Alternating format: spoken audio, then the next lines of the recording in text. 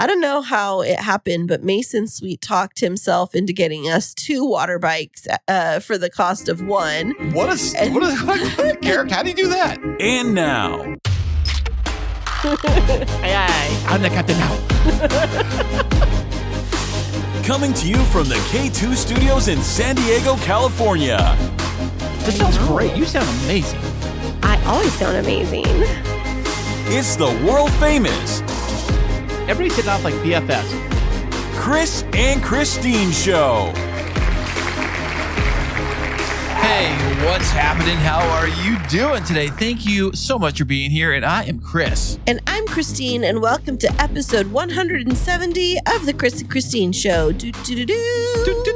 Fantastic. Aloha. Aloha. Before we get started, we definitely do want to preface this by saying, while we are going to be sharing on this episode about our wonderful Hawaiian vacation, we don't want that to diminish the struggle of those on the island of Maui. We did not travel there, but we definitely want to extend all of our condolences and send all of our love and support to the people of the island of Maui. Also, in the show notes for this episode, we are going to leave links to reputable places that you can donate for the Maui recovery efforts.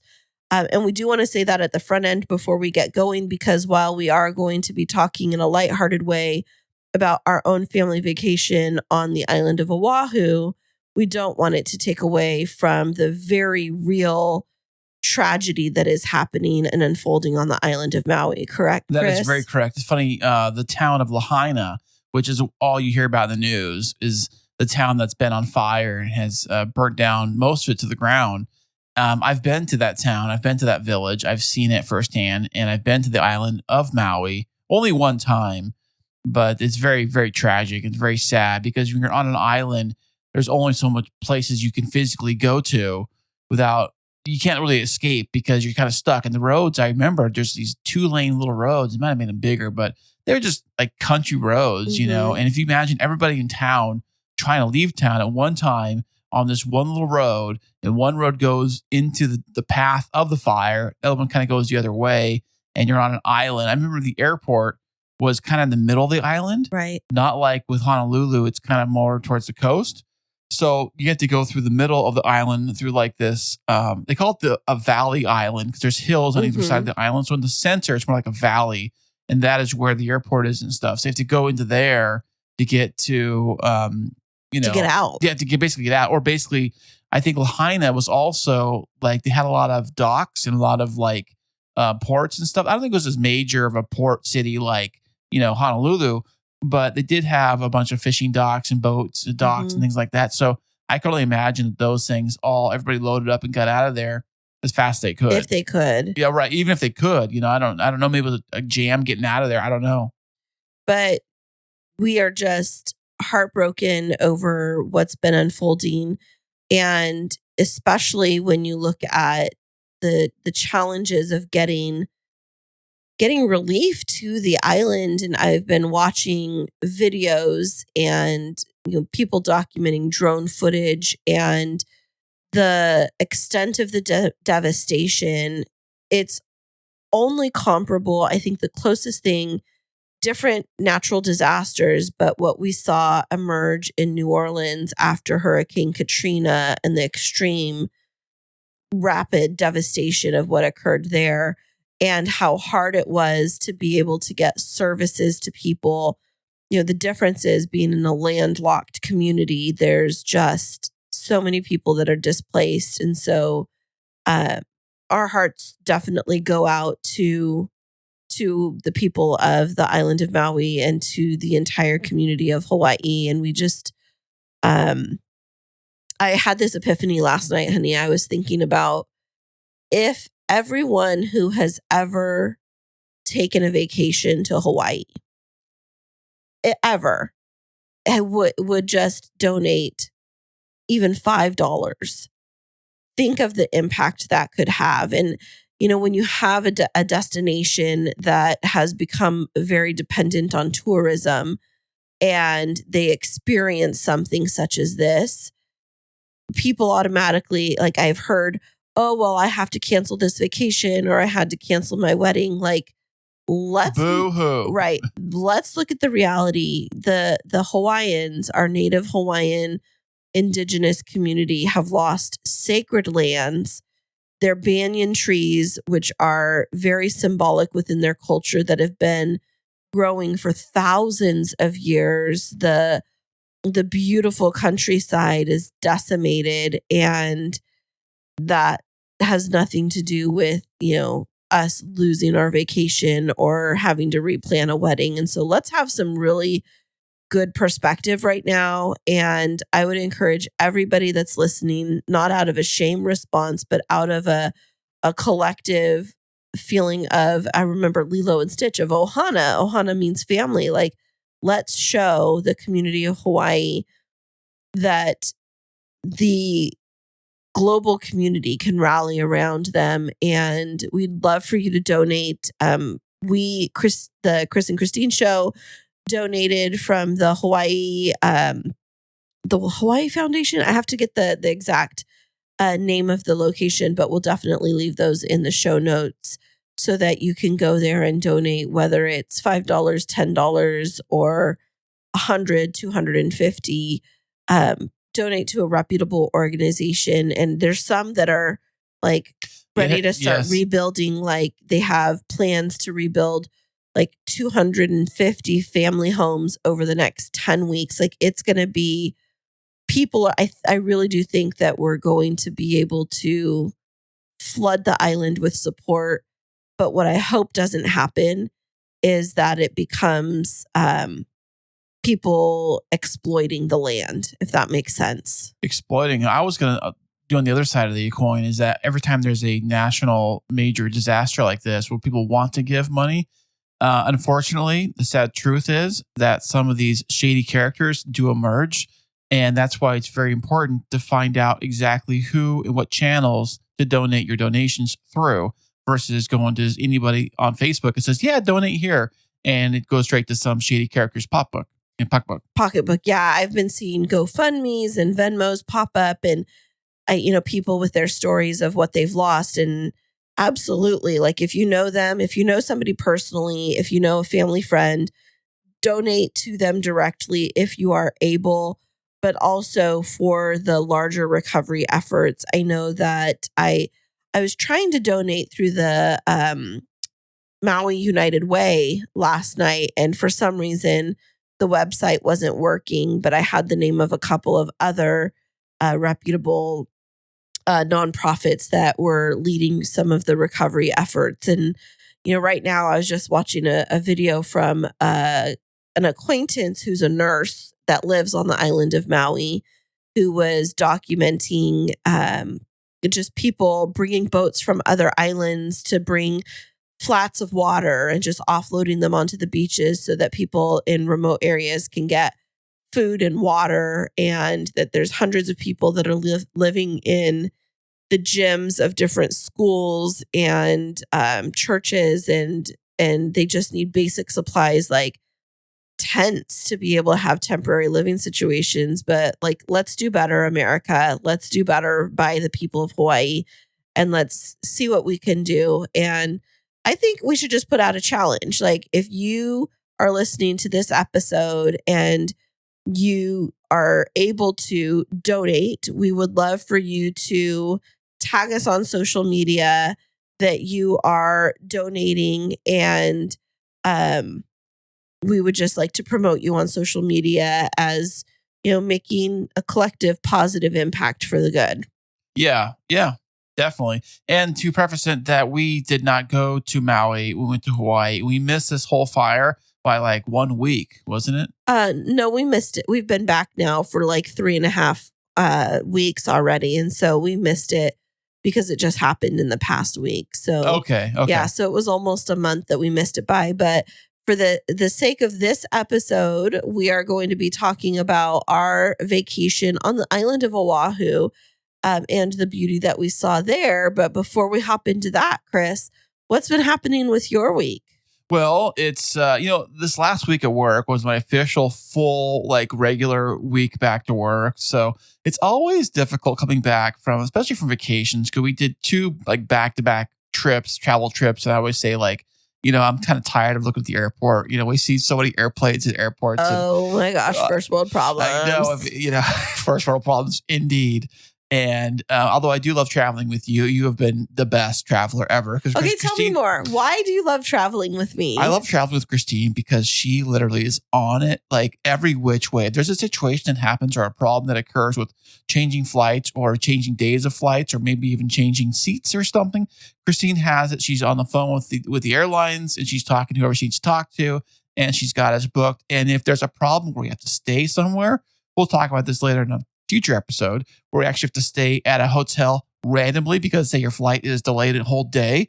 Kristine's got that figured out and all taken care of. And how is my attitude during that whole thing? Don't worry, Kris, we got this. That's what you always tell me. Don't worry, Kris, I got this. We'll figure this out. Don't worry, we got this taken care of. And here I am stressing out that perhaps maybe I forgot to pack something in the hotel, or who knows what, or my phone's dead on battery juice. I need to charge right away. I'm freaking out about that kind of things. And she's like, don't worry about this. I would say that I would classify myself as a reasonably happy traveler. Oh, yeah. And how would I classify me as a traveler? How would you classify you? I'm going to let you classify yourself. Okay. I'm like a lucky, I am like, when I travel, despite not making any sense at all, but I am like, when you get McDonald's French fries, and you're like, the bag fries that fall in the bottom of the bag, and you're like, ooh, surprise fry, and you get it and you eat it. That's like me when I travel. I'm like, ooh, it's a surprise, we're going somewhere. But you are not. That is the biggest, fattest, nastiest lie I didn't say I've ever heard. You are the fries in the bag. I mean, fries in the actual container, because you're prepared. You're like, we know we're going there. I'm like the clueless fry that fell out in the bottom of the bag that no one knows is even there. So I'm like, ooh, we're doing traveling? I guess so. Let's go. No, a better description would be I hand Kris the McDonald's bag, and before he even opens it, he starts complaining that the bag isn't the size that he wanted it to be, and complaining that he's getting McDonald's versus a steak dinner. No, versus In-N-Out, really. No, it's versus a steak dinner, and complain. It's not complain, it's commenting. Oh, we could be in first class accommodations going to the most exotic, beautiful location in the world, and Kris will find 5 negative things for everyone positive. And that is my world, friends. Welcome to the real Kris. It's just comments. That's all I do. Or whining, as most people call it. Yeah, absolutely. I don't whine about anything. I don't even drink wine, to tell you the truth. So. Well, you are, I would say you are an extremely nervous traveler. I think so, because I love to watch all those amazing television shows. The great ones about smugglers at the airport, or locked up abroad. Yeah, but Snakes on a Plane. Snakes on a Plane. Which is funny. The Snakes on the Plane movie was based on a flight from Hawaii to Los Angeles. So we're kind of on that same flight path. Hey, honey, snakes could be on our plane. Oh, yeah, sure. Well, have you ever seen that movie? No, nor will I ever. It's basically they want to there's a bad guy that wants to take out another bad guy, but he's being protected by the FBI. He has to face trial in LA against his former gang or something. Okay, you're giving it all away. And so the bad guy's like, we know a way to get rid of this guy. We'll put snakes on an airplane in the cargo, and that way, while the flight's out in the ocean, halfway, across the ocean, they can't turn around. We'll release all the snakes out, and then, the fun ensues, as it were. Okay, so what's funny about this story, you think that would never happen. But earlier this week, I saw this on Apple News. It came across my phone that there was a plane that was on the runway. All of the cargo had been loaded, and they were waiting to take off. And the plane was delayed in departing because a bear that was in the cargo hold that was under sedation to go to, I think it was to Qatar or Kuwait, got out of its pen and got free in the cargo hold. And so they couldn't take off with the plane because they had a bear on the loose in the cargo. So that is hilarious. yeah. It's like cocaine beer part 2. Yeah, it was, except it was somebody's pet. You know, it's funny. Prince Ali got himself a pet bear and he's shipping it over to his, I've seen those videos, those guys. I forget what channel it was on. Yeah, it's where they have like the private, like the cougars and stuff at home. This guy's got like a pet tiger. He's like scratching his, his neck and stuff and wrestling with him in the bathtub. Like, hey, I'm like, oh my gosh, you rip your face off. Well, that's exactly what this situation was. So, Kris is a nervous traveler. So the story, our whole Hawaiian vacation recap is going to kick off before we even got onto the plane. So the day before we travel, we have this little routine that we've started with all of our kids where we have a family meeting before we go. And the kids love this. I don't know what it is, but I type up an itinerary for our trip. I'm looking at it right here. Right. I type up an itinerary with the things that we know for certain that we're going to do each day. And we walk through what to expect every day in detail, all the way down to what time are we waking up and how are we going to the airport.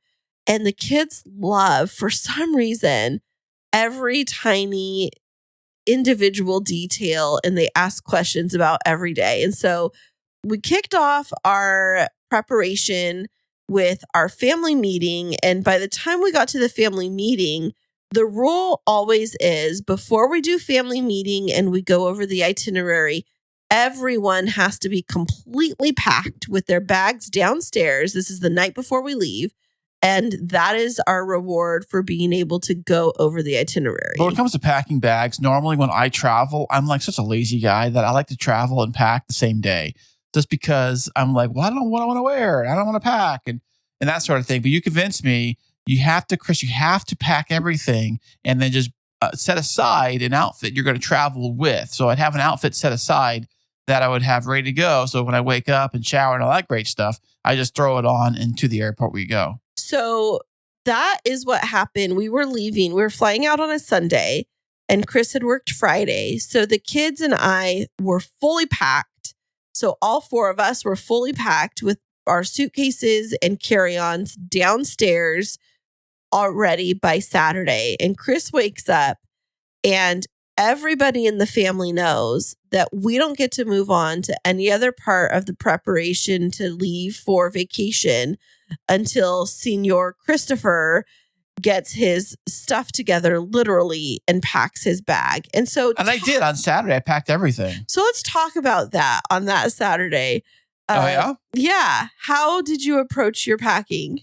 I was like, I can't make this whole everything fit in this bag here. I don't know how to pack nothing. By the way, I am horrible at folding shirts. I don't know why some people are like gifted. I guess if you work at any of the department stores. Which I did in college. Which are department stores. You must teach this in department school 101. I don't know. It's how to fold the shirt properly because I can't do it. So Kristine helped me fold all these shirts. I know. Make fun of me now. I can't fold shirts. But it's one thing. No, but you hang them up. That's why, because you've not had to ever fold them because everything gets hung up in the closet. That's why we invented hangers and closets for us. Hang stuff up. Duh.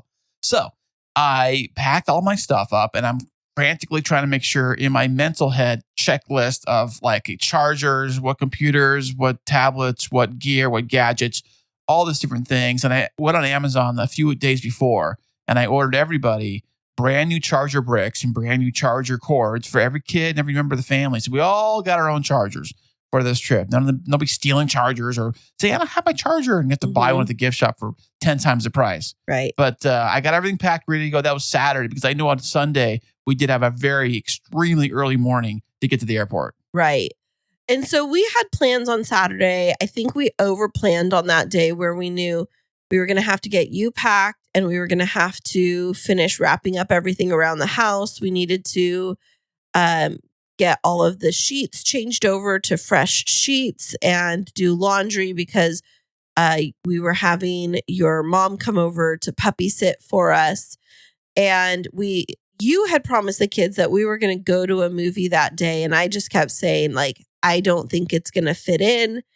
And you were like, so hell-bent on us going to the movies. And I just kept saying, like, I don't think it's going to happen. I really don't think it's going to happen. And it created a lot of stress before the vacation, so that day just felt like a ticking time bomb. And I think that tends to happen for families that are getting ready to go on vacation is, the kids are super excited, bouncing off the walls. They can't wait. The parents are frantically trying to get everything together.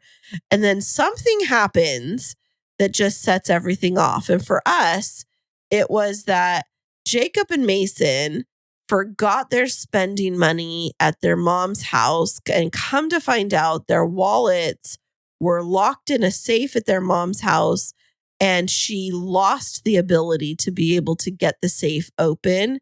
So just imagine the What's dynamic. the point of the safe then if you can't open it? It's like, just imagine the chaos that ensues when the kids had been saving up their spending money. It was locked away in a safe place. And now we find out the night before we're leaving that these hundreds of dollars that they'd been stuffing away, they had no access to. They were going to have to go on vacation with no spending money.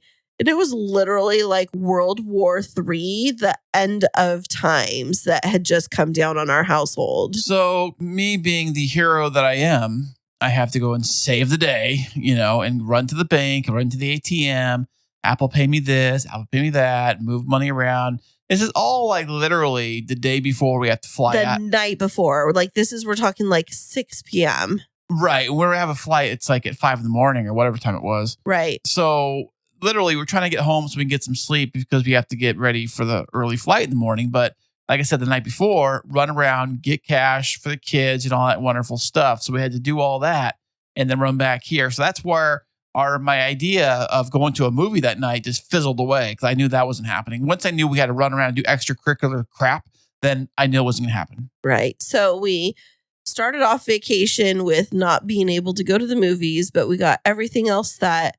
And then I finally got everybody calmed down. I think we DoorDashed dinner that night or something. We just got something simple and got everybody to bed because we knew we needed to leave the house at 5:15 a.m. to be able to get to the airport in time and get through security in time to get on our plane and leave. That is incredibly early for those who may not know. 5 a.m. is when you had to leave the house, you said? 5:15, yeah. Which means we probably had to wake up closer to 4 a.m. wake up time. And that's exactly what we did. And you have a very particular routine in the morning where you need to get your coffee. And I think it's like you need those steps to be able to fully wake up. And I don't think that our audience knows that, like, how much you hate change. Well, I think maybe you get older, you get used to your custom routines and things like that. And I am not one to wake up out of bed and go straight to work and like get up and go. I know people have, and I know when I worked on the day shift side, I kind of had to learn that, although I was still a slow learner when it came to that kind of thing. Because I like to wake up and, mosey around for a while, get coffee, and then hang out for a while. Then about 3 hours later, I was like, yeah, maybe I'll start, working on my day. Right. But I'm kind of lazy. Maybe I wonder if it's an old man thing. When you get older, you just want to get your coffee and sit and watch the morning news and kind of just hang out, read the paper, just chill for a while before you physically do anything. That's got to be what it is. Maybe, but we ended up getting everybody up. The boys were really great. They got up, they got ready. All of our stuff was all in one location. And so we all rolled it out, got the Explorer loaded up, and we got to the airport and we went up and got our bags checked. And the nice thing is I have TSA pre-check. And so I take the little ones with me through the TSA pre-check because they have that on their tickets. But this is now Zeke is 18 and you don't have TSA pre-check. So they split I'm not allowed us. to have TSA pre-check, I think. That's what they told me. Why? I don't know. I made that up. I'm sorry. Oh, okay. Well, you just haven't gone through all of the paperwork, but Paid the dinero is what it really is. And so we got separated. But to make things easier, I took all the carry-ons with me so that we didn't have to take all of the laptops and everything out. And you and Zeke went through the other side. And To the other side. And there was this huge security line that we all had to navigate through. And we didn't expect that early in the morning. No, not really. Well, actually, you know what? I mean, what time is the very first flight of the day? You know, is it like 6? I think it's like right around then, 6:30. Yeah. And it's a Sunday. Is Sunday a busy airplane travel day? I don't know. I don't know, but it was like peak summer travel season. So I think that there was a lot more people. And we flew on Hawaiian Airlines. Shout out to Hawaiian Airlines. They do fly regularly out of San Diego.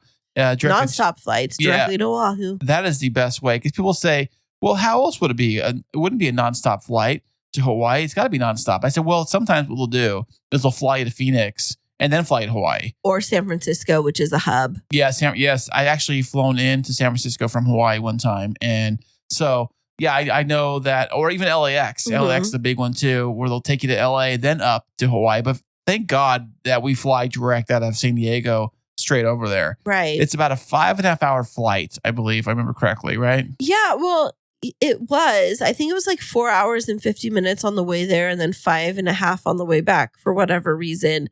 But we got through security and nobody had had anything to eat. And so I grabbed us all breakfast. And what's so funny is you had to go stop for a restroom break. And I got the boys and I took them over to this restaurant. And I was thinking, okay, well, I've got a little bit of time while Kris makes this little pit stop. I'm going to take the boys. We're going to order breakfast. And then by the time the breakfast is cooked, we'll go back to the gate. Everybody will eat. And then Kris will be out of the restroom. Well, then I get this panicked text and it's like 911, 911, 911. Who sent you that message? You. I did? Yes. For what? You said you couldn't find me. Well, listen. Nervous Kris traveling at the airport, lost and trying to figure out what gate we're at and where's Kristine at. Like, okay, are you talking about after we got the food and when I went back over to where the gate was at and you guys were gone? Well, this was when I was getting the food. You left the restroom to go back to the gate and you thought that we'd boarded the plane without you. I thought that because I'm like, wait a second, where is everybody? Everybody was gone and I'm at the gate and I've checked my ticket. This is the right gate, but I don't think they're letting anybody on, but maybe they did. I don't know. And so I just told him, come on down. We're just at the restaurant. We're getting breakfast. And so you came and sat with us for the 5 minutes until the breakfast was ready and got everybody fed. And then it came time to board. And we had secured upgraded seats for all of us, which was a real treat. Nice. We got to sit in the Hawaii Comfort Plus section, which is right behind first class. And it comes with like 3 to 5 extra inches of leg room. And you need them too. Trust me. And the seats are a little bit cushier and the headrest is a little bit cushier. And it folds back a little more too. Yeah, it leans back further. And it was definitely a really luxurious experience for such a long flight. And if you ever flown Hawaiian Airlines before, when you get in there, they have these little TVs like most airlines do right behind the headrest. And as you get onto the airplane from Hawaiian Airlines, they're playing all kinds of Hawaii like videos. In fact, their actual like safety video for takeoff, it's all Hawaiian themed with people around the Hawaiian Islands demonstrating, oh, your seatbelt goes like this. In case of oxygen gets depleted, the thing comes down like this. You put the mask on your face like this. It's all people who live and work around Hawaii and showing video. I think it's a really cool experience because it makes you want to watch the video because one, you are going to Hawaii. You're going to the islands. You get excited about going to Hawaii and you get all these like video clips of the islands and stuff like that. I think it's great.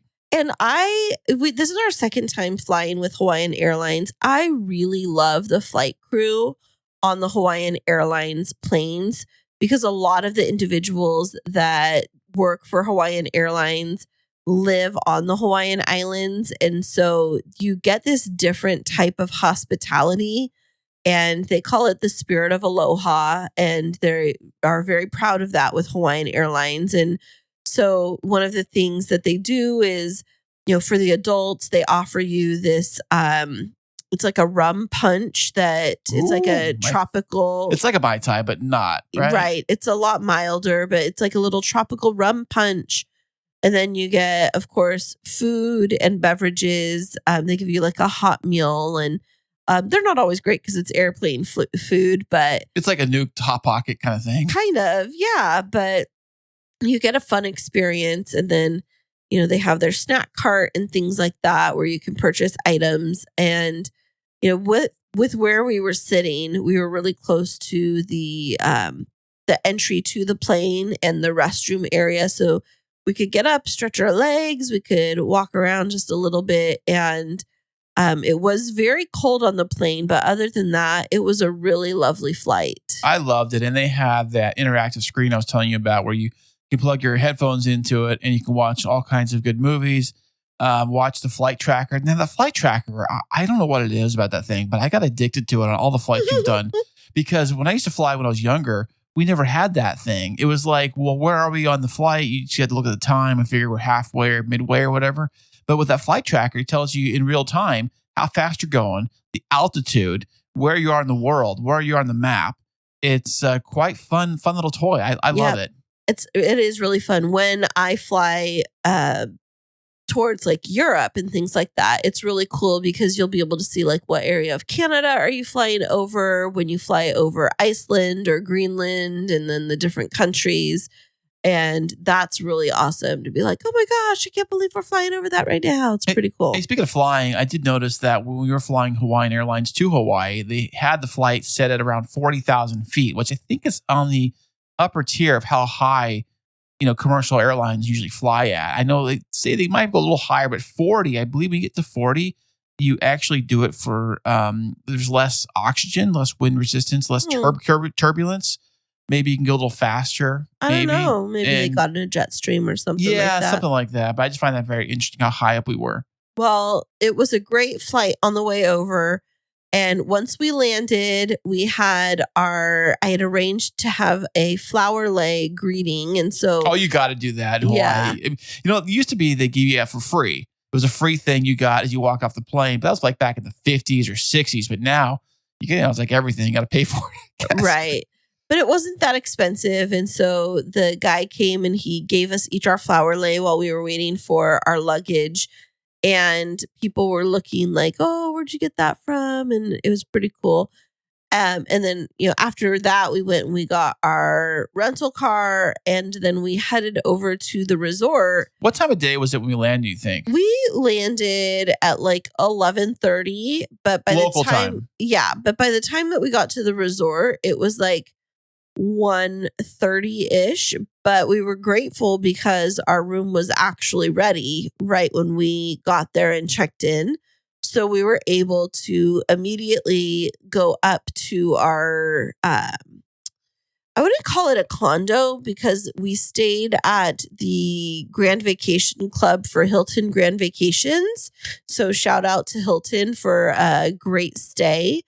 Not sponsored, but definitely we're open to it. We're so open you can sponsor us in the future. Yeah. But we still stayed at the Hilton Grand Vacation Club, and it was a deal that I'd been searching around. I love planning vacations and finding the best deals, and I found us this setup that it was a 2-bedroom, 2-bathroom luxury suite with an ocean view, and we got a really good deal on it. And it had the one patio, which actually was kind of scary to think about because you go to this little patio area, which isn't very big. It's big enough for like a couple chairs and like a coffee table and a couple things. But we were on the 32nd floor and straight down where there was a pool right below us. So you can drop something off the balcony and you go right into the swimming pool, which wasn't very big or deep for that matter. Right. It was like an infinity pool. Right. And then overlooking straight across was the ocean. And we kind of looked towards the east,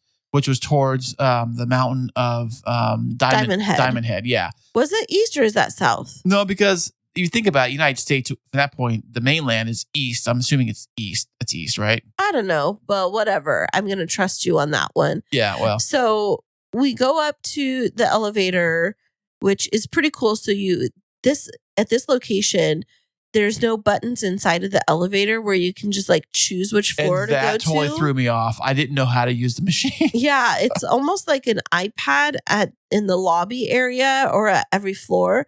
And you pop in your room number. Or your floor. Yeah, your floor. And then it tells you which elevator you're going to go on and it pre-programs it. So the elevators were labeled A, B, C, and D. So anytime we would get ready to go up or down, we would approach this little iPad looking thing, put in number 32, and then it would tell us elevator A or elevator D. And when that elevator would open and you would step inside, it would have a list right inside of the door of what floors it was going to be stopping Like a at. little digital Right. list or whatever. So, but the funny thing is, physically inside the elevator, there is no buttons. Right. So you're like, what floor? That's the thing kind of threw me off at first. I didn't know how to find the room, how to find where we're at, and all that great stuff.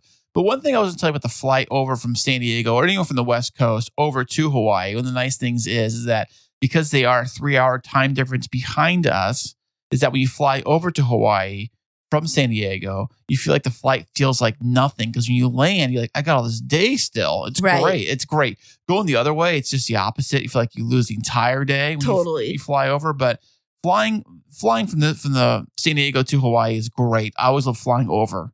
Yeah, it was really awesome. So we get onto the elevator and we get up to our room. Kris was still parking the car, but the boys and I walked into the room and we were blown away. Like, I knew that we had a decent amount of space with the room that we reserved, but it was gorgeous in there. It was like literally like an apartment. Like that's the way I describe it. It's like a basic apartment, or not basic, but a nice apartment, an apartment complex with a living room area and a kitchen area. And then it had a hallway with like one bedroom, had 2 beds in it, and then another bedroom at the end.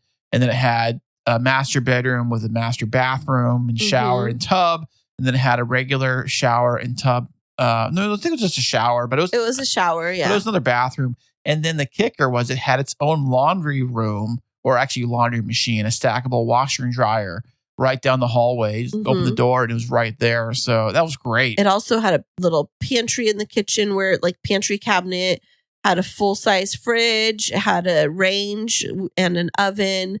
Like it literally had everything that we needed. But I did notice a sink in the kitchen. It was tiny. It was like literally like the size of like, I almost say like a motorhome or travel trailer size sink. It was just kind of weird. But they did have a dishwasher, even though it was kind of like a scaled down size. We were able to be super comfortable there. And the master was nice and big. And then the one bedroom that Zeke and Jacob ended up sharing had 2 double beds in each one, or 2 queens. And then there was a full sofa sleeper in the living room for Mason. And it was like so much great space for us to be able to spread out that immediately when I saw it, it just felt like relaxation because I didn't feel like everybody was just going to be like sitting on top of each other the entire time. Like I remember there's some vacations that I went on when I used to grow up younger, a whole family would cram into one room and have like the 2 queens. And we all cram into that one room, and try to like, and then one person be sleeping on either the floor or maybe they order the pull out bed or whatever goofy thing. I don't know if they still do that or not, but like that kind of stuff. And to be so like able to have your own space, it literally felt like staying in a house. It did. And so once we got in and we got our bags there, everybody unpacked quickly. And the first thing that the boys wanted to do is they wanted to go down to the pool and to the beach. And Kris and I wanted to get some food. And this is the first time that we've been on vacation where it felt like we could give the boys a little bit of independence now that Zeke's 18, Jacob's 13, and Mason, he's 11, but he's swimming independently and he's a pretty strong swimmer now. And so we felt like, okay, well, we can give them a little bit of flexibility. They could stay in the lagoon for the beach because there was no real big waves, and we can let them play right there, and we could see them from where we were at the restaurant because it was just a few steps away.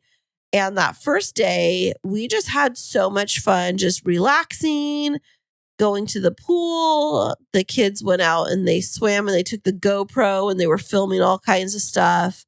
And it was just a really nice, relaxing trip. It was that first day settling. I remember, I think I did jump in the pool too with the kids for a little bit. You know? Did. And just to check it out, I'd say I was in the pool, which probably, I think it was the only time I was actually in the swimming pool the entire vacation.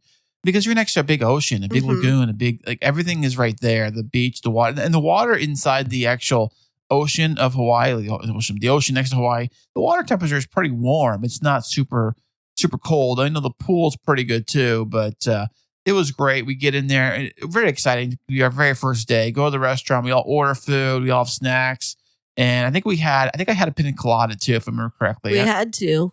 Yeah, it's something you have to do when you go to Hawaii. That or a Mai Tai or something like that. You just have to have that. And there was a live musician playing a band right next to us. Oh, yeah. It was a ukulele and guitar player, and they were singing too. And it was just like the perfect ambiance. And, when we got there, as we were walking down to the restaurant, we were getting ready to walk down to the water.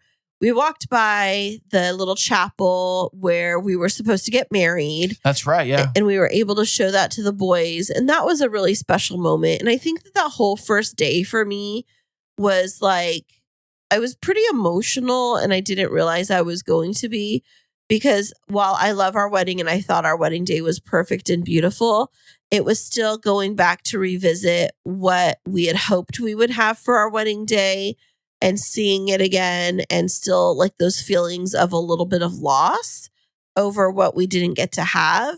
But then the whole rest of the trip, it was just reinforced that like it was so much better not having our wedding there, because then we were really able to enjoy this trip with our boys without the pressure of all of the wedding festivities. Yeah, it definitely was. Yeah, I can only imagine, like you're saying, like being stressed out about a wedding. I mean, you were in the wedding business, how stressful that can be. Right.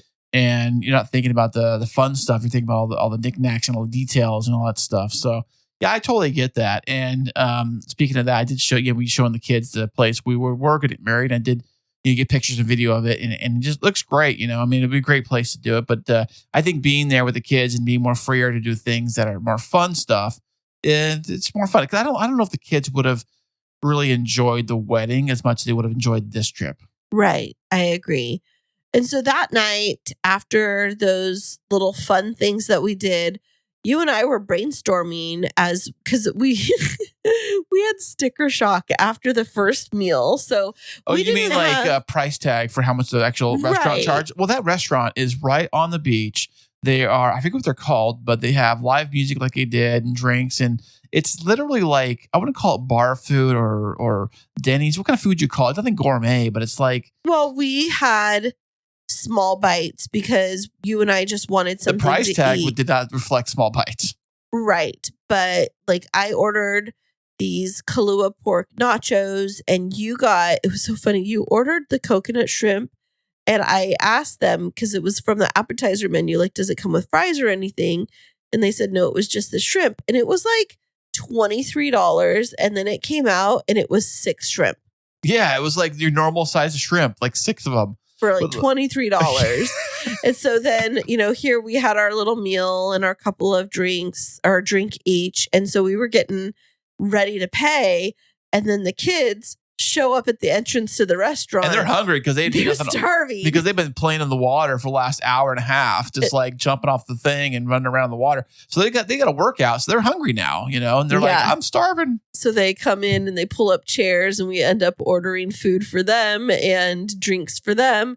And then we looked at the sticker price of, at the end, the bill was like, I don't know, like $180. No, honey, try like $270. Was it? Yes. I didn't think it was that much. Well, I paid for it, so you're welcome. Okay. So don't you worry anything, So then after that, you and I, we went back to the hotel. We were like, okay, let's come up with a game plan, because of course that was our first meal, but we're not going to splurge and eat big like that Can you every imagine night. That every single meal being $250? Yeah, so expensive. Gosh, that's like a price of a plane ticket when you're done with it, flying over there. So we brainstormed, and then I told you that Instacart delivers to the resort, and your mind was blown with that. I'm like, holy crap. Do they have then I thought okay, I know they don't have the regular stores we have here, but maybe they have a Costco too, because Costco, I know they got Costco's in Hawaii. I know that for a fact, but I don't know if they're the same stuff, because sometimes, different stores, different locations. Right. But fortunately they did. They did. And so I ordered 2 Instacart deliveries, one from the Safeway grocery store and one from Costco, and made the decision to stock up on a couple of prepared meals so that we could eat in a few nights and relieve that stress. But then things like bottled water, coffee, creamer, the things that add up so quickly on vacation and things that we don't want to go out or wait to have in the morning. Like I wanted more than anything to just, especially because we had a coffee maker, to have coffee in our room, take our coffee mugs out onto the lanai, look at the ocean, have like a slow start to the morning, let the kids wake up slowly. And so we planned out a few meals. And then surprisingly, this was what blew me away. When we ordered from Costco, the prices were exactly the same as they are here. So I got like the big rotisserie chicken and it was like $5.60. I got the taco tray that we like to get with the street tacos that has like the meat, the cheese, the cabbage, the tortillas, the limes, everything. And it was like $16.80. And so we were intentional about ordering some of those things. And then from the grocery store, we got things like eggs, bacon. We got a case of soda so that we weren't buying sodas for the kids from the vendors around every little bit. And we realized like we could just pack a cooler bag, which I did put one in the suitcase with us. We just pack a cooler bag and take that with us whenever we were going to go out on a beach adventure or whatever. Yeah, it was very, very good thinking that they actually did deliver. Because like also too is if we didn't have that Instacart, we'd have to go drive around and find the store, right? And then figure out, like you physically have to leave what you're doing, and then you have to go into the store and do the whole shopping cart thing, and then bring it over here. Thank God for that instant cart delivery service, because all you do is click on your phone, click, and then you waited a couple, like an hour or so later, and they showed up downstairs. The boys and I had to go downstairs in the elevator, load up with bags and stuff, and bring it all back up to the room, which is like no big deal. Right. Which is, that's the worst of it all. It's nothing, So we spent like $250 on groceries for the week, but we ended up getting ourselves like 4 or 5 prepared meals. We had everything we needed for breakfast for the whole week. So we never ate breakfast out a single day. We had everything we needed for our coffee in the mornings. And then we got a few snacks for the kids, which we would pack with us whenever we went to the beach. And then the other thing that we did before we left is I went to the Dollar Tree and I got different, like I found out what each person's favorite snack food was. And I actually found it all at Dollar Tree and I brought it home. And after we did our itinerary review, everybody got to pick 4 or 5 snack items from the snack pile to put in their carry-on. And they kept that with them for the week. So, whether it's trail mix or beef jerky or Rice Krispie treats or whatever, everybody had their go-to snack item. And that's a way that we saved a lot of money on being able to eat what we wanted for the week while still staying in budget. That's right. Good thinking on you, babe. Good thinking. Thanks. So after that first day of just getting there and getting settled and figuring out the food situation, I told you that on this trip specifically, I wanted downtime at the resort to just be able to enjoy ourselves. And so that first full day after we flew in, we had a day of relaxation at the resort. And that night we had a luau that we went to. So on that relaxation day, we ended up going down. The resort is right on the water. There's a private beach there. And we rented these chaise lounge chairs, an umbrella, and we'd packed all of our snorkeling gear to take with us to save costs. And the boys went out and they just started snorkeling in the lagoon to see what they could find. Oh, we found a lot of stuff because there's a lot of rock and coral and all kind of, it's not all sand like we have here, but there's a lot of rocky coral stuff and lots of fish to see and all kinds of neat stuff. And the boys and I had a blast just snorkeling right outside the resort there. It was great. Very calm waters, very clear waters for the most part, and inside the water, to our surprise, we saw sea turtles. I know. And you were not that far from the shore. And they just, I was out in the water a little ways away from you all. And then all of a sudden you all start motioning to me like turtles, turtles, turtles. And I was like, what? And then I see out of nowhere this beautiful sea turtle just pop its head up, get a little bit of air and go down and dive again. And so our boys, like we didn't even have to leave the property. And this pair of sea turtles that are pretty big in size had just like floated right in front of them. So it was a good teaching time for us to remind our boys about keeping a safe distance. We also, as we were snorkeling, were teaching them about not putting your feet down and touching the reef or the coral because it could disrupt it. But then we were using the GoPro video to be able to capture a lot of the images too, right, Kris? Absolutely. See, I don't travel anywhere without my phone, my phone and my GoPro cameras. Absolutely. And so we definitely have all of that video already up on the website, which we'll talk about in a little bit. But we finished up the day, went upstairs, got everybody cleaned up, and then we took a drive.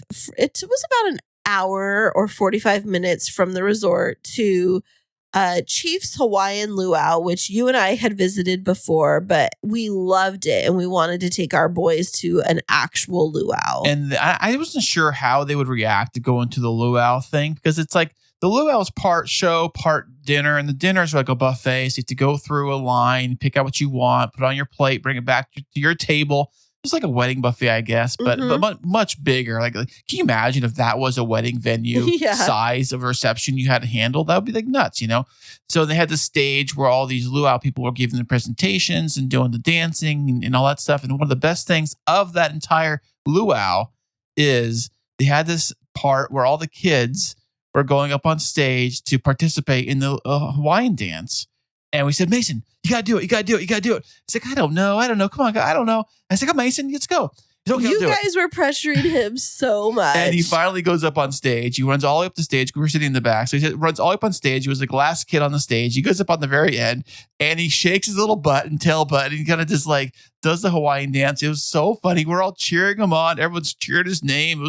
He must have had so much fun doing it. And he was cracking me up. But the boys got to have a lot of different types of Hawaiian cuisine. And when we got to see various styles of Polynesian dancers, Ezekiel loves the haka, which comes from New Zealand. And so he got to see that performed in real life. And he's seen it on TV and YouTube and things like that before. But the boys were just so fascinated with the whole show. And Chief's Hawaiian Luau does a really great job. I really love it. Yeah, they're pretty massive. They got all organized, and the funny thing is, you think of luau, you think of like being on the beach. I always imagine that the Hawaiian luau's were like right there on the sand. That's where they do them. But this one's inland. It's actually at a water park, right? That they obviously it's closed for this event, but during the day it's a water park, I guess. But they must have like a cleared out area where they do the whole luau thing and a stage and the whole thing kind of set up, and they got it all figured out. Absolutely. And so after that, we drove back and got a little bit of rest because we were getting excited for the very next day, which was when we were going to Waimea Valley, and we were doing what was on my list of things that I had wanted to do the last trip and didn't get to, which is go and swim in the pool of a waterfall. Actually, I thought you wanted to jump off the waterfall. I wanted to go swim in the pool below the waterfall. The kids wanted to jump in. I would have jumped with them, but it wasn't allowed where we went. Right. So what she's talking about is a Waimea Falls. Now, this waterfall is actually part of like a preserve. Yeah, it's like a nature preserve kind of / botanical gardens. And so it's very green, very lush, looks like a rainforest. And so you have the choice when you go there, you can hike back to the falls, which is about a 30-minute hike, or you can pay for the shuttle, which is by a golf cart. And so I wanted to preserve my energy. And so we hopped onto the golf cart, which was great, though, because they take you along this road where you're able to see all of this native foliage. And you see the beautiful ginger lily flowers, birds of paradise, and lots of green. I did notice that the actual like canopy of the trees branch up. Like if you notice a typical like pine tree, they go shoot up straight and their needles kind of hang down. And there's not a lot of like, I mean, if they get close together to get some shade, but these trees like go up and they kind of their leaves like branch out like a big giant bush, but in the canopy part to kind of give you a lot of shade. And it had these like vines where I noticed these vines almost made like a fence along some of the other trees of this vine, like I guess they all kind of mush together like a net, almost like a vine net where they all kind of get together. And I noticed the big tall vines that you see like in the Indiana Jones movies where they swing across and things like that. But once we get all the way up to the waterfall, it is completely packed with people and everybody's there. And everybody is wanting to go in the waterfall or take pictures with the waterfall. And they have this whole like bleachers section where you can put your bags and sit down and look at it and things like that. Now, these waterfalls have been in a lot of television and movie production. So you might recognize these waterfalls if you ever see like the show Lost. It was in many episodes. And I'm sure a lot of other movies that these waterfalls were in production because they're pretty common and they're like the thing, like almost like a staple. When you see like, oh, I know those, you know? Right. And so the nice thing about it is that they keep it very safe. So nobody's allowed to jump because there's rocks close under the surface. Or go near the rocks, really. Right. Yeah. There was some unstable rock areas where they keep you away from the rock wall.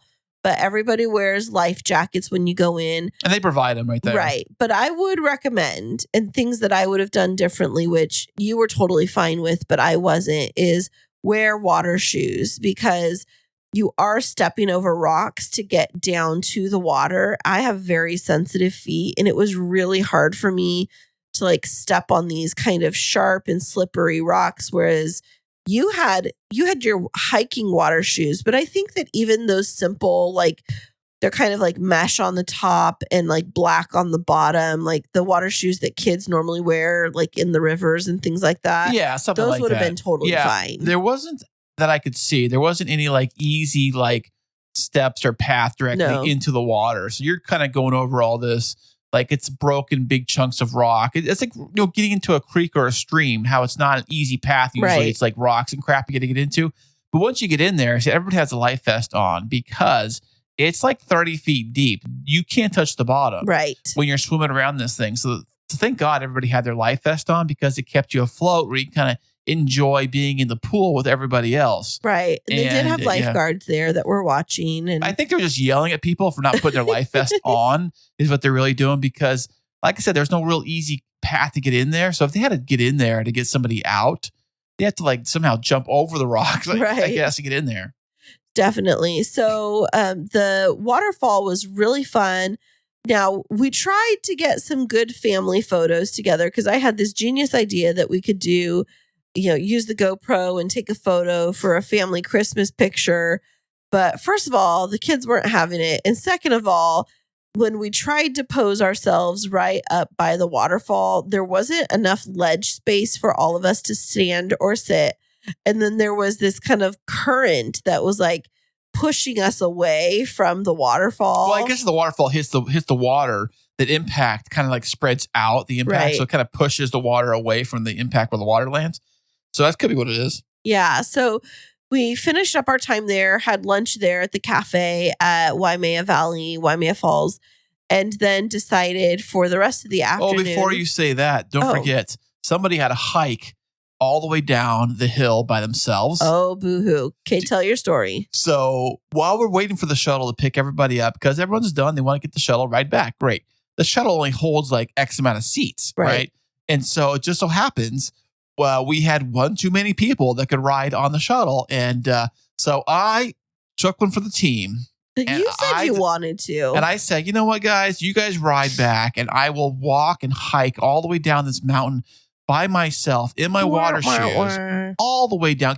By the way, I'll carry your luggage too. Don't worry about it. I'll carry my stuff and I'll walk. Your little tiny, like little sideways backpack that's smaller than the size of a woman's purse. But anyways, I had to carry that and my towel all the way down the hill. But while I did do that, I get a chance to look at all the looky-loo stuff they had, like the little village set up and the different plants and trees and these cool looking bananas I saw were pretty neat. I took a picture of that.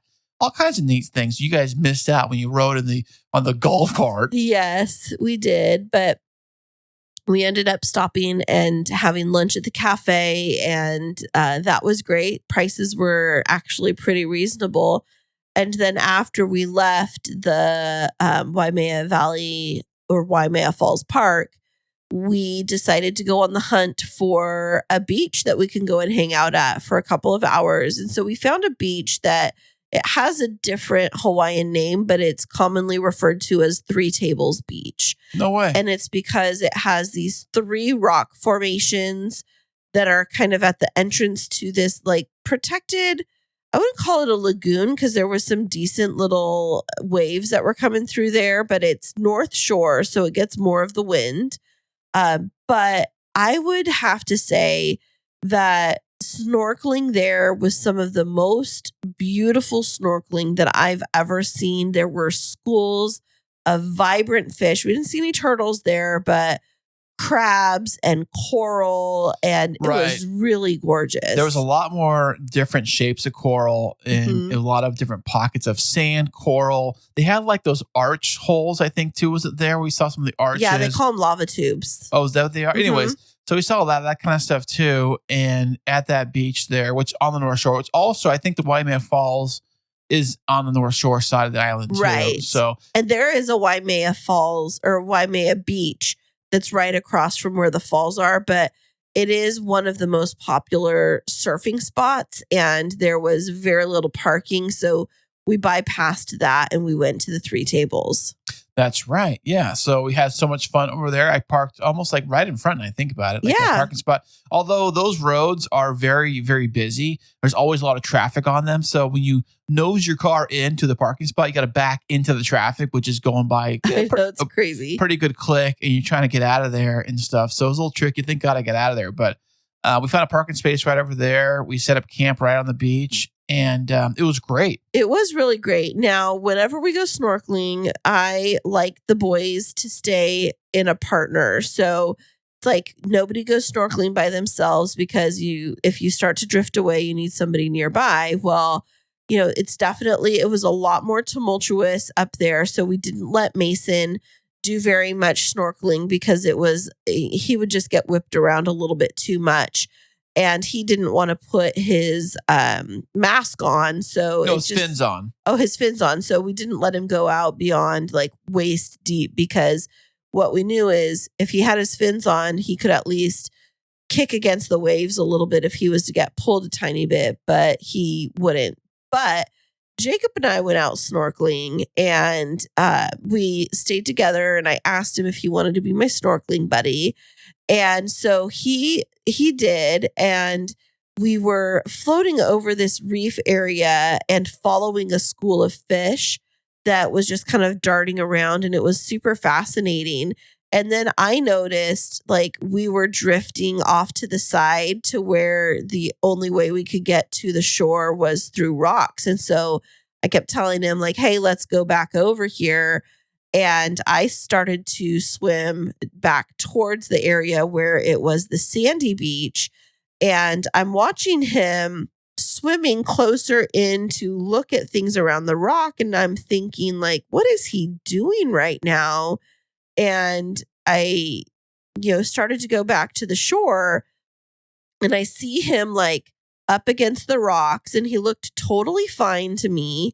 And I'm looking at him, like watching, like, what is he doing? Like clinging to the rocks at the shore, not realizing that he'd hurt his foot and he couldn't swim over towards me.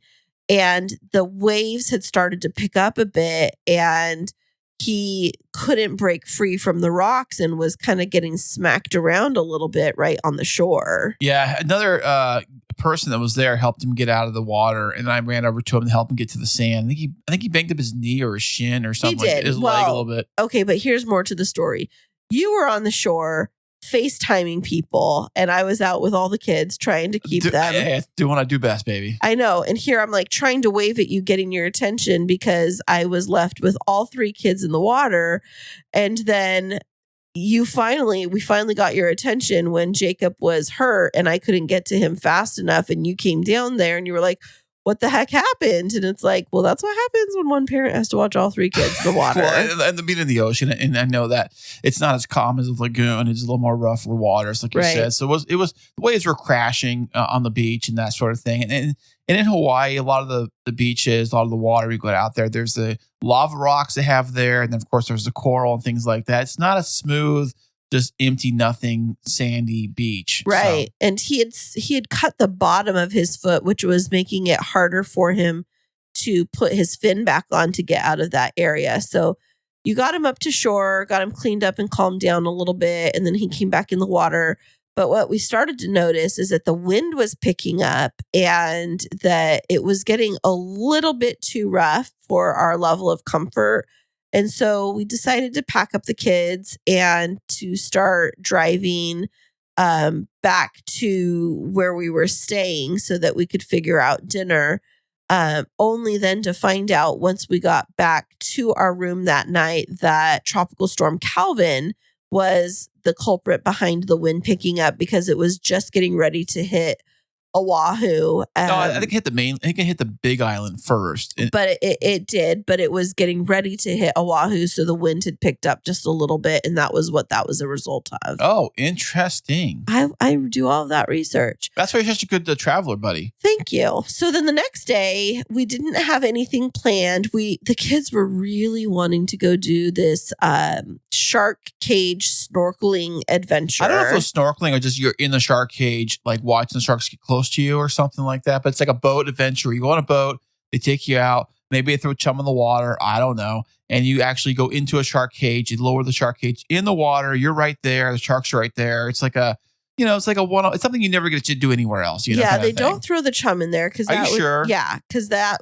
messes with the ecosystem and makes them associate humans as like meat. Well, you don't wear the chum on you. No. It's like, come on here, fishy, fishy, fishy. No, I read up about it. And so there's a lot of science behind why and where they go. But I was super paranoid about doing this. And the boys kept saying, come on, let's do it. And so, I'd done the research, but then I was like, you know what, Kris, let's wait until tomorrow morning and I'll call and I'll see if there's anybody doing it. Well, Tropical Storm Calvin came in overnight and the waters were really rough. And so when we woke up the next morning and I looked out of our window, there wasn't a single boat out on the water. Not only that, it was very misty and like lots of haze clouds. You couldn't see the sun. The sun was gone that day. It looked like a storm was coming, and it did rain a little bit. No, not a ton, but it did rain a little bit where we were at. It did. And so we decided that we weren't going to be in the water on that day. But we found an alternative, and that was that I had researched and I found an ATV place at it was called Coral Crater. That's what it is, yeah. Yeah, and it was these ATV adventures. It was like off-roading where because Zeke is 18, he was able to drive an ATV and you were able to drive an ATV and do this like off-roading, get all muddy stuff. So we drove out there, and tell us what that adventure was like. Okay, so you say ATV, it's not your typical quad or motorcycle. What it is, it's like a side-by-side dune buggy. Really what it is. If you think of with a roll cage, right? Yeah, of course. They all have roll cages. I think like the Rhino, is it called Rhinos? I think the name of the brand. There's like a name brand of these things. Yeah, I haven't inside the motorcycle shop all the time, but your typical gas-powered like dune buggy thing with a gas pedal. And there's a driver's seat and a passenger seat. And there was, I think, 4 cars in our group. The leader is in the lead car. And then had, I think, Jacob and Ezekiel were with a car behind them. And then behind them, I was with Mason. And then behind us was 2 other people that we didn't know. They were in their car. And they give us this like head face, like it's like a head wrap, almost like because you do get very dirty and dusty, and goggles, of course, because you want to get dirt and dust in your eyes. And they take you on this trail and you just follow the leader. So the leader is the guide. And they take us on all these different trails that kind of go down through these bushes, these trees, around this junkyard thing, up this hill, down this hill. It was almost as if somebody made a big, awesome, like dirt track in their backyard. And we were just cruising around, following them. They had these berms. You go up this berm and these other parts. And they're basically just taking us around for like the hour or half hour, however long the actual time was. And at one point, we stopped under this big, giant, like, I guess it was like an obstacle course made out of wood, almost like think of it like an adult version of a jungle gym. Okay. Made out of like wood and stuff, like the military would use to like do climbing and stuff like that. And they had like, it's kind of where their zip line, I think, ended, or one of the zip line sections ended. And we stopped there, we got a break, looked around, walked around. and we didn't climb nothing, but we, at that point we were able to switch drivers if we wanted to, or switch passengers. And I had told Mason and Jacob, let's switch out because you guys are, it'd be fun. Now's the time to do it. No, I don't want to switch. Well, no, Jacob didn't want to switch with Ezekiel. He wanted to stay where he was with Ezekiel. And I was like, come on. And Mason's like, come on, let's switch. I said, let's switch. It'll be fun. Nope, they didn't want to do it. So like, whatever. We get back in. We start following the trail again. And the guy took us on all kinds of different trails. And what's funny is that I had 2 GoPros I brought with me on that trip. And I give one to Jacob to use with Ezekiel, and one Mason was using to use with me in Bride and Adventure. The moment we turned the cars on, the moment we turned the cameras on, my stupidity, somehow I must have mixed up the batteries, and I brought dead batteries with me in those cameras. Wah, wah, wah. So they did not get any footage at all I'm that very day. upset about that. It was like the most expensive splurge that I paid for out of my own pocket. And then I literally can't even live vicariously through you both. Because I have a bad back, and there was you would have hated no it. way. Oh. There was no way I was going to risk the rest of our trip being miserable or injured. But I wanted to see the adventures, and so, honestly, tell us the truth. Were you guys like nice to each other and just like follow the line leader, or was there some like attempting to like cut it so that you're spinning dirt on somebody else? Might have been a little bit of that, I think. But see, Zeke was in front of me driving. So whatever he did is what he did. I got the dirt. I guess if he cut any dirt and kicked that dirt, we would have got it on us. Okay. So that's kind of the way it was. And I'm kind of looking behind me to make sure the guy behind me was following the trail, didn't get lost or anything like that too. And they even walk us through what happens if you need to put the car in reverse, if you go off the trail or something like that. Or what happens if you roll? Well, that they told us that too. If it rolls, to make sure you of course, we're all wearing seatbelts, is it kind of like, don't put your hands out. That's one thing they always tell you, because you almost have this habit to like, if you're tipping over, to like put your hand out to kind of stop you from tipping kind of thing. And that will break your arm right off because you're going over. But to kind of get inside, tuck inside, and kind of like hang on until it stops. Tuck and roll. Yeah, basically until it stops rolling, that kind of thing. But luckily, nobody did that. I almost did it one time though. I came off this berm. And I was following Ezekiel, and he was going, and I went a little crazier. I was like, because I got a little more confidence. This is like halfway through the trip. So I'm getting a little more confidence driving this thing. And I take it through the berm, and I come out of the berm, and I kind of hit it on 2 wheels. And I noticed it kind of like almost kind of twitched a little bit when it came down, because I guess it didn't come down flat and smooth, And I was like almost on 3 wheels, I guess, at one point, and it landed down. I kind of twisted the wheel, and it landed down. But it's like, oh my gosh, that kind of gave me a little flutter in my heart when I noticed it was almost be me, the one that rolls the car on this little adventure, Well, rumor is that Jacob and Ezekiel put your dune buggy to shame. I heard that they... Oh, did they now? Yes, I heard they spun some dirt on you, and they totally whooped you on that trail. Well, you know what? They were in my way the entire time. I couldn't get past them. These trails were single lane only, so I couldn't pass them. So, it's kind of okay. There was one part where they did take us on the one area was really flat and a nice straightaway where you could open up the full throttle. There was a speedometer on there, and I asked the lady, it doesn't work. Oh. It's always showing the same speed or whatever. It's broken. But I'm like, oh man. But I think she said these things get to like 40 miles an hour. Well, that sounds like you guys had a blast. And then that night we ended up, I think did we go to the teppanyaki restaurant that night? That is correct. We did that night. It's like a Benihana, like any kind of like, what's it called? Teppanyaki. Where they grill the food right in front of you. They do the onion thing, they do the fried rice thing, and they do the choo-choo train. And I think they did an actual volcano, and they put and it actually went to the big fire, and it was like, whoa, check that out. Totally blew us away. It was, literally. But that was our fun splurge for the trip, where we celebrated Ezekiel's graduation. They brought out a special little celebratory dessert for him, and we sang to him, and it was really fun because this was part of that, family celebration of Ezekiel's graduation. And it was just a really fun day. And then the next day we had our Pearl Harbor day. So we had pre-made reservations for a private tour of Pearl Harbor. Now, it's not private when you get out to the USS Arizona, but whenever you're figuring out how to get out to Pearl Harbor, if you don't want to drive out there and navigate parking on your own and try and get in the lines and try and get tickets, then it's recommended that you go through a company that's based in Hawaii to help you with that. And so my travel hack, and I would encourage you to use this with wherever you're going. I use this company for planning my excursions when I'm going on cruises and everything because they have a great cancellation policy, and it's called Viator, Viator.com. It's a division of TripAdvisor. I've used them for multiple trips, and this is not sponsored, but it should be.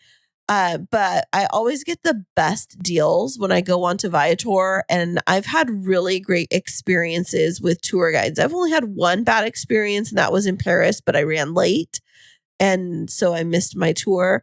But otherwise, every other one I've used has been exceptional. And so I ended up booking us private transport. So we had like private SUV transport, and we ended up going on that private transport. Our driver took us out to the Pearl Harbor Memorial. He gave us a little orientation to where everything was. He already had our tickets for us that had like pre-slugged timing on it. And we were able to walk through the 2 museums on site, get right into line, and go out to the memorial. Even though it was a short time we got to have out at the memorial. Yeah, it was really short. I for some reason, I feel like we got there, went to the side, looked around, went to the other side, looked around, went to the back, saw the names that's in the back etched on the wall. And then before we know it, we got to load the boat. I'm like, wait a second, I thought we just got here. Right. So what happened is when we were getting ready to go out to the memorial, we were in the little staging theater. And then they told us that they had a slight 15-minute delay and they were going to combine our tour with the one after us, which was the last tour before they took their lunch break. So by the time we got out there, it was like 10 minutes that we had, maybe 12 minutes. So, we didn't get a lot of time, but for our boys and their attention span, it was long enough. I think it was great. And if you don't know, the USS Arizona was one of the ships that actually sunk right there at Pearl Harbor during the attack of Pearl Harbor on December 7th, 1941. And by the Japanese. And it actually sits right there in the harbor on the floor of the harbor, which is about 45 feet deep, which is really shallow, which is why the Navy at the time thought, oh, no, nobody's coming to get us. The submarines nobody's getting us because we're so shallow and protected here. But anyways, it sank, and the memorial sits right on top of the actual sunken ship. The memorial, without touching it. That's what they say. It sits on top, but does not touch. Right. So it's actually the memorial platform is actually sitting right on the ground of the harbor. It's only 45 feet deep. And then it sits right above the actual ship, which actually still entombs all the soldiers and Navy that were trapped inside there. They're still inside there today. Well, what's left of them? Probably not much, but they were never rescued out of there. Right. And so it was quite the experience for our boys to be able to go out there. And then once we came back, we had just enough time to loop around and go into the theater next door, where we were able to let them see the 20-minute documentary with real footage of the attack on Pearl Harbor. And so it was a really good day to be able to give them perspective. And then our tour driver came back and picked us up.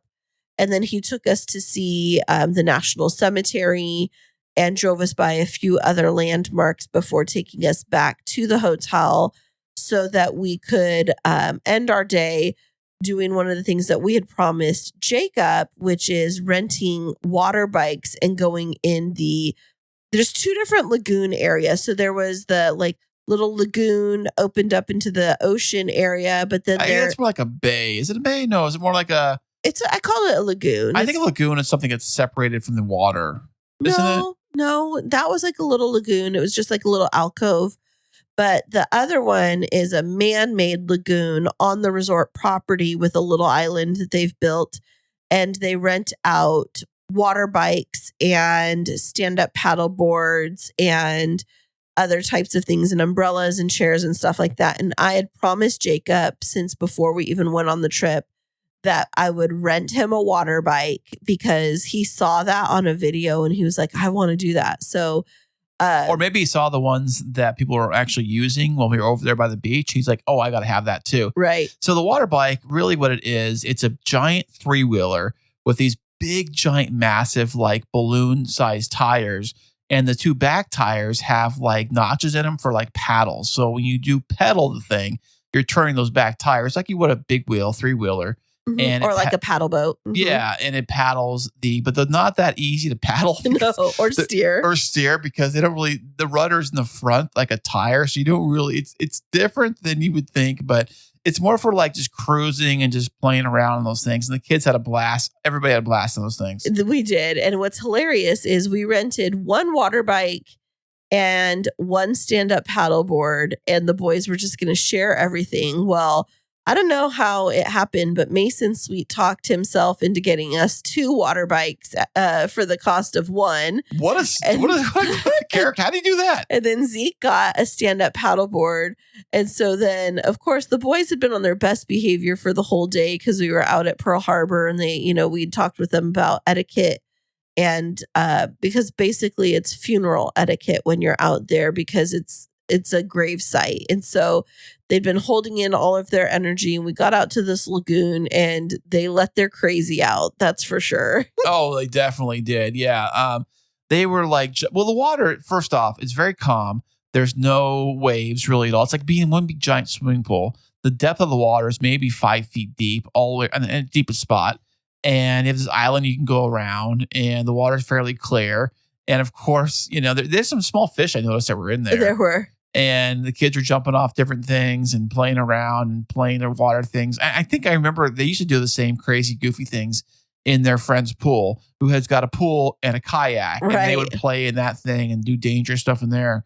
But they were kind of doing the same kind of things. I get the idea when I saw them playing around was that, oh yeah, this is like they were doing it at their pool at their friend's house. But this is like on a grander scale, much bigger pool, with much cooler toys to play around with. Yeah. And, they were getting wild and crazy and like driving us nuts. And here we are like yelling at them from the shore, like to knock it off. And then at one point, I think you and I just finally were like, forget it all. And we just got off of our chairs and we jumped out into the water and we hijacked one of the water bikes. And then we just started playing with the kids and, just like trying to go after them on the water bikes and play with them a little bit to have a little bit of fun. And then, they were playing like King of the Mountain, and I would try and like get underneath Zeke's paddleboard and try and like flip it over. But dude is strong. Who is? Zeke is. I couldn't flip him. I could not. He was like sturdy, and he's like, I'd go up underneath and I'd try and like push that stand-up paddleboard. But first of all, the board was not light. Second of all, Zeke's built like he's got strong legs and a strong core, and I couldn't tilt him.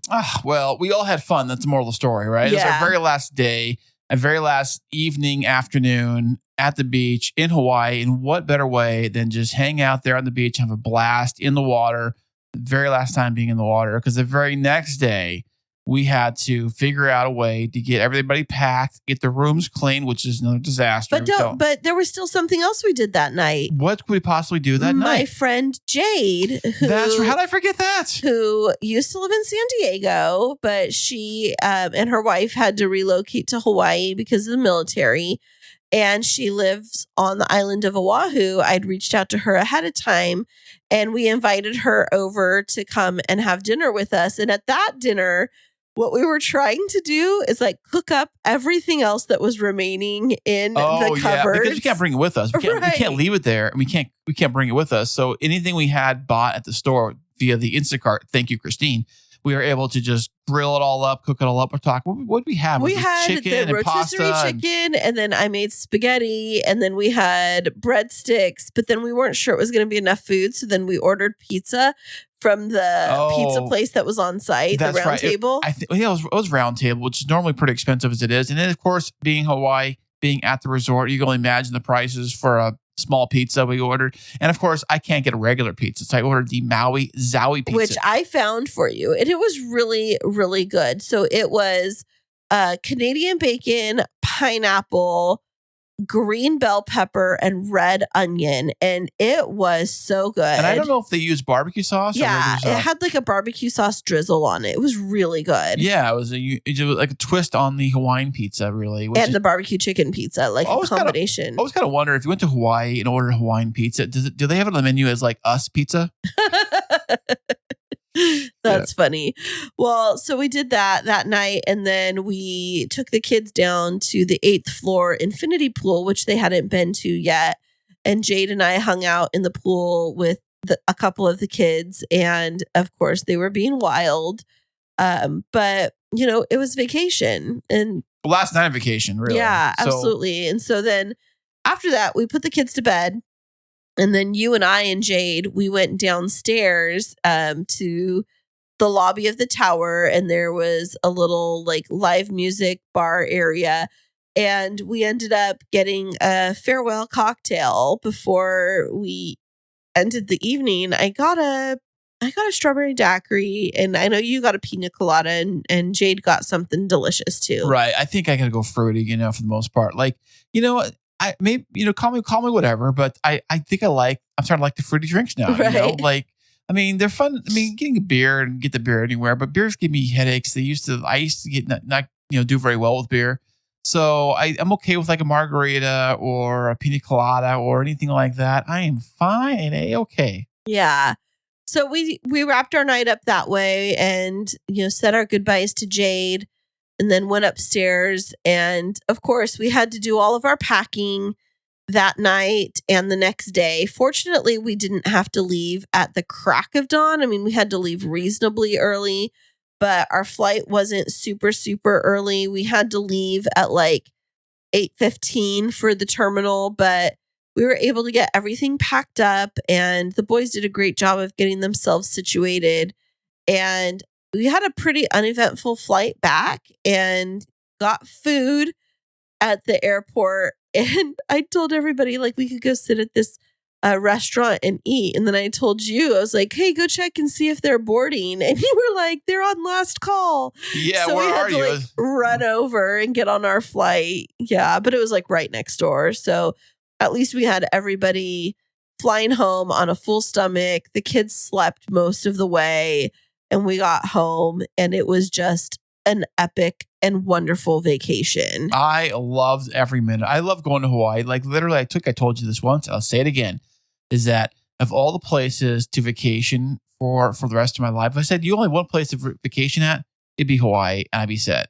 Yeah, it is really beautiful. And one of the things that I'm always intrigued by is the history of the land of Hawaii. And so we made sure to weave that in as we were talking with our boys about, making sure that we're respectful to the land, that we're cleaning up after ourselves and leaving no trace. And, it's the Hawaii is so, I wouldn't say industrialized, but there's so much tourism there that I think that we forget just how sacred the land is to the native Hawaiian people, and how if we're going to visit, trying to not do damage or exploit the land in any way. But we did go and visit a couple of beaches. We went when we were on the North Shore, and we took the kids to go see the beach where the opening scenes and most of the show Lost was filmed. Oh, yeah, that's right. Yeah, we went over there. And that's where the kids found a log laying next to the water and a coconut of all things. And they were trying to open the coconut up like they're on a deserted island and like try to break it open, not like eat it, but just like the experience of like finding a coconut on a beach on a tropical island and cutting it open and like, seeing what's inside and whatever and all that stuff. So they had pictures of them doing that goofy stuff. And it has a really good shots of them over there. And I think about it with my phone because the lighting looked great and the water looked great and the backdrop looked great. And it was great. Yeah. Our last day when we were there, right after we left the lagoon, I told you I wanted an authentic Hawaiian shave ice, and they had the truck that was there that sits right near the lagoon, and it's on the resort property. And so we walked over there, we got my shave ice, and then the kids had their smoothies in their pineapple, which, they had been wanting. And we got those, I think, one other time during the trip. But as we're standing on the side of the beach, and we're just enjoying our refreshments. We're just like looking out at that same kind of lagoon-ish area where the kids had snorkeled a few days prior. And what do we see but sea turtles just popping their heads up, getting some air, and just kind of flitting around and playing in the water there. And it's just a reminder of just how magnificent the Hawaiian Islands are and really how magical they are. There's nothing like it. I remember that ever since I was a small child, and my parents went on their first trip to Hawaii and was talking about all the cool stuff. They brought back souvenirs of shell necklaces and all that stuff. And of course, the pictures my dad took of snorkeling in the water. And this is all they had, like the underwater instant cameras and things like that. And how they explain that you just lay in the water there and you can snorkel and you can see all cool stuff. And I'm like, it sounds amazing. And I've always wanted to go and, and do that kind of stuff. And it's been great. And like I said, I love Hawaii. And from here in San Diego, it's not that far to get to where it could be the other side of the world for some people, I think it's great. And I want to propose to you, honey, that we buy a vacation home in Hawaii. Of course, after all the dust settles from everything that's happening right now. But I'm saying that maybe we should buy a 3-bedroom house somewhere on the beach over there. What do you say? Well, there were some really cute places over there that I wouldn't mind. I mean, it is definitely beautiful. We'll see where the future takes us. But, for now, it was a really wonderful way to spend family time together. I would have been totally happy with a second week there. I think that if you give our kids 2 more years, that the trip would be even more relaxing for us, because I feel like Mason is still on the young end and requires us to supervise him quite a bit when we're there to make sure when he's near the water that he's safe, even though, he is kind of getting older. But I feel like if he was to get if the kids were 13, 15, 19, 20, I think that's a good span. Maybe in 2 more years, we could think about going back with them. And getting a house, maybe? To forever? Yeah. I'm not move there, but have a vacation house. Oh, like an Airbnb? Well, yeah, we'd have one. You want us to buy something in 2 years? Or this year, whatever works. I was thinking about physically buying a property in Hawaii that we could go vacation at. Well, thank you for putting that on the airwaves and just putting me on blast right now. I will make no commitments to anything other than it would be nice to be able to take another trip back to Hawaii sometime in the future. That's what I'm saying. Of all the places in the United States that you could visit back any time of year and enjoy it, pretty much. And that's fairly close to get to. Hawaii hits all those checklists. Yep, I hear that. However, what I liked about this Hawaii trip is that every day when we left, somebody came in and cleaned everything for me. Or maybe buy a condo or something. I don't know how that stuff works. Come on now. If you're talking timeshare now, do not come at us. This is not your invitation, timeshare people. No, yes, I'm anti-timeshare. I know you are too, but I'm saying if I ever wanted to buy a timeshare, that'd be the place to do it, I think. Definitely. I wouldn't buy it in Vegas. It could be stupid to buy one in Vegas. But yeah, I'm not timeshare fan, because once you get in, you can't get out. But I'm saying physically, if you actually had the cash, you could buy a piece of property, whether it's a condo or a house in Hawaii, that you could rent out when you're not using it. Okay, if you all can't see me right now, I'm rolling my eyes at him, because this is what he does when he tries to get me to agree to something, is to try and get it committed to the airwaves so that he can go back and replay it and say, see, you agreed to this.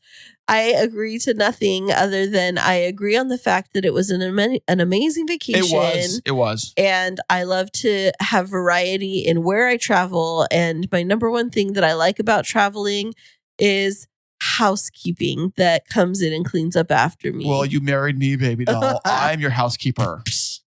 Okay, biggest lie ever. Who plays around here? Come on now. No, you don't. But anyways, so again, as we shared at the very beginning of this episode, we share all of our adventures in Hawaii not to lighten anything that's currently happening on the island of Maui and that the Hawaiian people are going through, but to highlight the importance of preserving such a beautiful landscape as is the Hawaiian Islands, so that it can be enjoyed by both the indigenous Hawaiian families and tourists for years to come, but the focus being on regenerating the beauty. And so again, definitely please check out our show notes from today's episode so you can find out reputable places to donate.